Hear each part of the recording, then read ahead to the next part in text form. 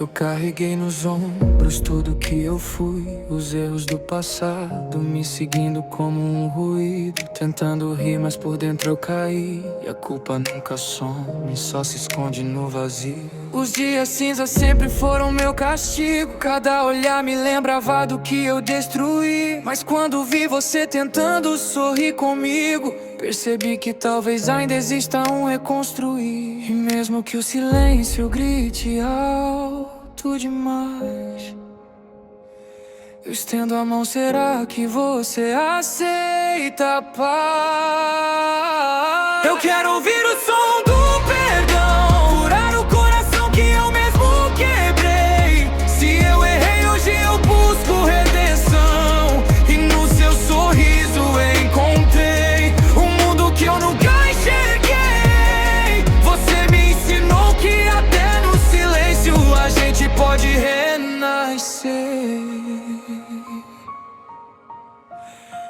Eu te vi chorando e senti meu mundo ruir.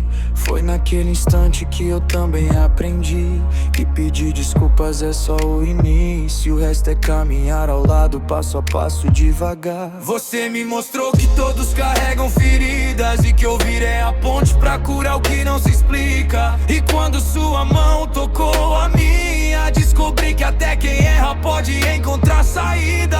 Hoje eu enxergo cores onde só via dor, e no silêncio aprendi o valor de cada amor.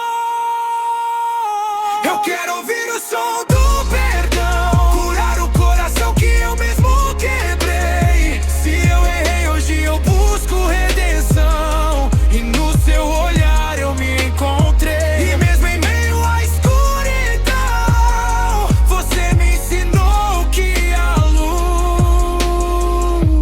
luz no som do perdão. Não posso apagar o ontem, mas posso fazer um amanhã melhor.